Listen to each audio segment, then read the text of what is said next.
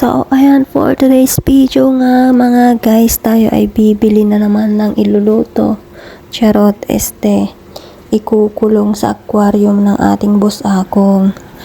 Dahil nga na-bored na naman, gusto na naman niya ng panibagong alagain, panibagong anak-anakan sa loob ng kanyang aquarium. At ito ngay namimili na naman siya. So, yan. Makikita nyo guys, ang daming pagpipilian pero hindi siya makakapili dahil gapi lang ang pwede niyang ilagay. Goldfish.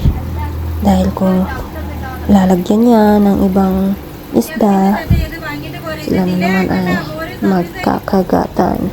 So, ayan lang guys ang ating ganap for today dito sa aquarium. Aquarium ng nakalimutan ko kung ano na to.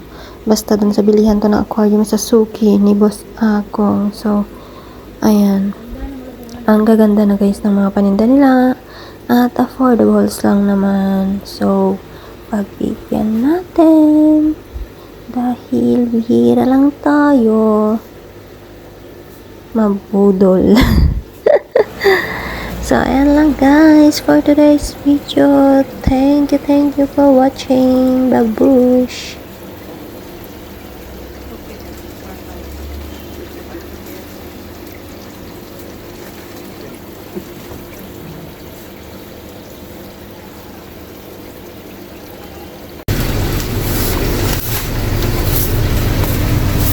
Hanapin nga lamos nila kayo.